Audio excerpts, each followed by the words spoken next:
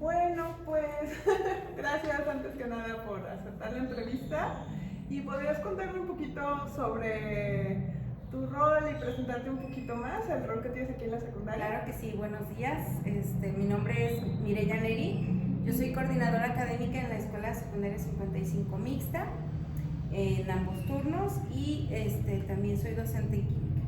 Ok. Y antes, por ejemplo, de conocer la metodología del Ikigai, ¿qué problemáticas o necesidades observabas con relación al proyecto de vida o la motivación de algunos alumnos? Sí, se veía, sobre todo con los alumnos que tienen rezago, que tienen alguna situación de rezago, observamos que muchos de ellos no tenían un proyecto de vida bien definido, que no eran alumnos desmotivados, que no tenían una motivación intrínseca que les permitiera entregar sus tareas, asistir a clases, tampoco tenían desarrollado un sentido de pertenencia a la escuela. Entonces creo que esas eran las limitaciones que ellos tenían. Y cuando tuvimos así como la primera sesión del Ikigai, ¿qué fue lo que más te llamó la atención? Sí, la vez que nos presentaste el proyecto del Ikigai, primero para maestros y luego ya como para los alumnos, que nos lo presentaste, sí me llamó mucho la atención porque ayudaba a visualizar o iba a ayudar a visualizar a los alumnos ese proyecto de vida que en cierta manera les iba a dar la motivación para cumplir con sus tareas escolares. Okay. ¿Y cómo decidieron implementar la metodología aquí en la secundaria 55? Bueno, desde el año pasado aquí llevábamos un proyecto de recuperación para los alumnos que reprobaron el primer trimestre. Ese proyecto lo llamamos Mejorando Ando. Y es un proyecto que trabajamos en febrero para ver cómo avanzaron con su recuperación y ver que no estén volviendo a reprobar. Y consistía en citar a los alumnos, darles una plática y decidimos meter el Ikigai en esta ocasión, en ese proyecto. Y desde tu perspectiva como coordinadora, ¿cómo reaccionaron los alumnos al Ikigai? Fíjate que a mí me tocó darles el taller a todos los alumnos. Trabajamos por grados, citamos primero a los primeros, luego los segundos, luego los terceros.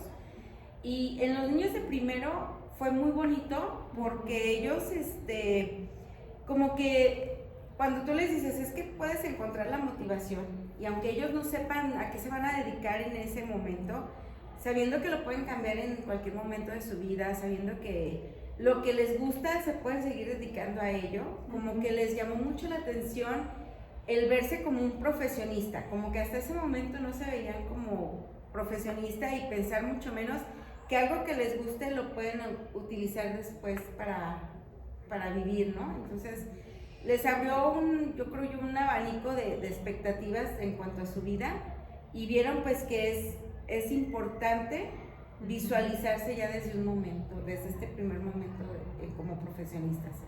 Con los terceros, fíjate que yo pienso que hasta les gustó mucho el visualizarse ya como profesionistas también, pero ya como ellos como están muy cercanos a elegirlo de la prep y todo eso, como que les motivó mucho saber que pueden estudiar cosas diferentes. Había muchos niños que querían estudiar algo ya muy arraigado como derecho, medicina, pero al ver que podían generarse otras profesiones a partir de sus gustos y de sus intereses, les llamó mucho la atención.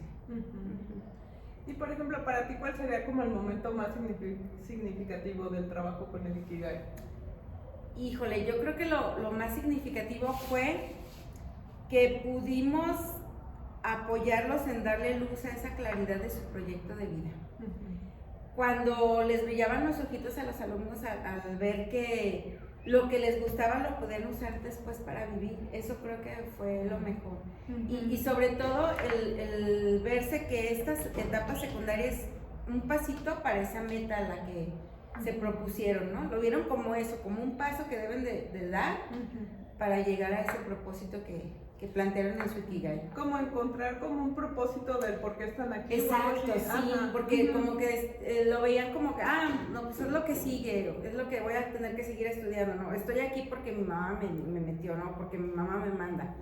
Pero al ver que ellos tenían que dar este paso por ellos mismos para llegar a lo que se están proponiendo en el Ikigai, creo que eso les ayuda mucho. ¿Y viste, por ejemplo, algún cambio ya después del trabajo? Fíjate que todavía no nos ha tocado ver así avances. Yo creo que todavía va a faltar un tiempo porque está muy reciente la aplicación de Ikigai apenas, pero yo creo que en un futuro lo podemos observar. ¿Cómo crees que trabajar el Ikigai contribuye al desarrollo de habilidades para la vida en los estudiantes? Fíjate que sobre todo les permite tener un horizonte hacia dónde llegar. Les va a permitir trazar metas, les va a permitir visualizar cuáles son esas metas a corto, mediano y largo plazo que tienen ellos que cumplir para lograr lo que se proponen. Más que nada en eso. Y por ejemplo, desde el principio, desde que empezaron con esto del proyecto de vida, ¿qué impacto, por ejemplo, tú has percibido en los alumnos? Porque regularmente en esto del rezago es como hagan los trabajos, ¿no? Pero el empezar a pensar en proyecto de vida, en propósito, ¿has visto alguna diferencia en los alumnos? Fíjate que con los que he estado más cercano trabajando con ellos, he visto que se han acercado más a sus papás. Por ejemplo, incluso hasta los papás han demostrado cierto interés en lo que se está haciendo aquí en la escuela. Y han venido, me han estado diciendo, maestra, no le entendí muy bien a mi hijo, pero aquí le dejo mi teléfono para que me llame y me platique y poderla apoyar. Y al ver esto los niños, como que ven el interés de sus papás, como que lo ven en ellos y ellos sí se sienten más motivados. Como que ellos ya dicen, bueno, ya no pasé el primer trimestre, pero voy a hacer esto. Y como plantearon sus metas y sus pasos sus acciones que van a empezar a desarrollar este trimestre, creo que eso los tiene motivados y no se habían dado cuenta que a veces una simple acción que hagan les va a permitir alcanzar su meta. Y si otra escuela te diría, por ejemplo, si vale la pena trabajar con el Ikigai, ¿tú qué les dirías? Que sí, sobre todo con alumnos en esa situación, que no tengan un proyecto de vida, que se encuentren en rezago, o que sean alumnos que, por ejemplo, los papás por diferentes situaciones no los pueden atender, pero viendo que ellos se van a interesar en darle seguimiento a su Ikigai y en las acciones que van a llevar a cabo, sí los motiva. O sea, entonces para ti, por ejemplo, parte del rezago, o sea, el problema tiene que ver como con no encontrar el propósito escolar. Sí, porque mucho el rezago que tenemos es por eso, porque los alumnos no tienen el interés, no asisten a la escuela porque no les interesa, no lo ven como un proyecto, como una herramienta para su futuro. ¿Me podrías dar algún ejemplo como de algún alumno en específico que para ti haya sido como significativo en este proceso? Sí, mira, es un alumnito de primer grado que es un alumno gamer y que su mamá siempre lo regañaba porque está jugando todo el tiempo. Y él me dice, maestra, es que yo reprobé porque jugaba videojuegos todo el día, ¿no? Y entonces le dije, bueno, pues es que en tu Ikigai, situalo en lo que te gusta hacer. Y luego veíamos, ¿y eres bueno para el? No, sí, soy muy bueno. Muy bien. ¿Y eso después cómo te puede servir? Y no hallaba cómo le pudiera servir. Al día siguiente de que trabajamos el Ikigai, llegó y me dijo, maestra, ya vi, si yo sé jugar videojuegos, yo puedo ser ingeniero en robótica, yo puedo ser ingeniero en esto, puedo hacer esto y esto. Me trajo 5 profesiones que no había conocido yo, que existen, y me dijo, y esta la dan en tal universidad, y esta la dan en esta. Y eran 5 profesiones que había investigado y que todas tenían que ver con los videojuegos. Y me dice, entonces, sí me va a servir para sacar dinero. Y entonces planteó sus metas. Y entre una de esas metas pues era sacar la secundaria y otra era empezar a participar en torneos de videojuegos. O sea, como que pudo a partir de su pasión encontrar como una carrera y no pensar, es que sí, casi siempre lo vemos como algo como muy aparte, ¿no? Y es que él dice, es que mi mamá siempre me había dicho, esto de nada te va a servir en la vida. Y entonces ya dice que hasta le dijo a la mamá, mira mamá, es que están estas profesiones y todo, y sí puede. Y el acuerdo que firmó con su mamá fue que sí iba a seguir jugando videojuegos, pero haciendo la tarea primero. Entonces ese fue el acuerdo que llegaron y ya lo firmó la mamá y todo. Entonces ese fue un caso que sí me encantó porque llegó el alumno, de él salió a buscar qué carreras podía hacer y si de eso podía seguir viviendo y vio que sí. Entonces a la mamá no le quedó de otra más que decir, bueno, sí, te puedes seguir jugando videojuegos, pero también esto, ¿no? Porque para estudiar esta carrera tienes que sacar la prepa, la secundaria y todo eso. Y por ejemplo, en una frase, ¿qué significa para ti ayudar a los estudiantes a descubrir su propósito?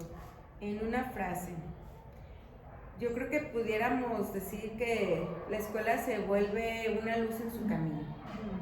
Una luz en su camino para decirle hacia dónde dirigirse. Y por ejemplo, trabajar el Ikigai con los estudiantes es importante, ¿por qué? Porque muchas veces no tienen esa orientación, porque piensan que no son buenos para algo. Hay mucho chico que se siente, yo creo que desmotivado en cuanto a no sirvo para nada, no soy bueno en esto, o lo que a mí me gusta hacer de nada me va a servir. Y creo que al analizar ellos cómo lo pueden usar en su futuro y qué necesitan para lograr sus metas, creo que les ayuda mucho en establecer ese proyecto de vida que les hace falta, y que a veces en casa los papás no lo abonan, no lo trabajan. O sea, fue un poco complejo en la parte del trabajo ya con el Ikigai encontrar estas como fortalezas o cosas que aman, o siempre veían las cosas que amaban algunos como muy separadas de lo escolar. Sí, las veían muy separadas, como que decían, a mí me gusta, por ejemplo, me gustan los videojuegos, pero nada tiene que ver con las matemáticas, cuando es todo lo contrario, ¿no? Que ya tienen que ver qué es programación y todo eso. Entonces sí, lo veían muy desvinculado, y al verlo así ya ven ahora sí la escuela como una herramienta para lograr eso. Entonces es como que les ayudó a articular entre quiénes son, lo que les apasiona y como su propósito escolar, ¿no? Así es, así lo veo. Ya, esa parte está interesante.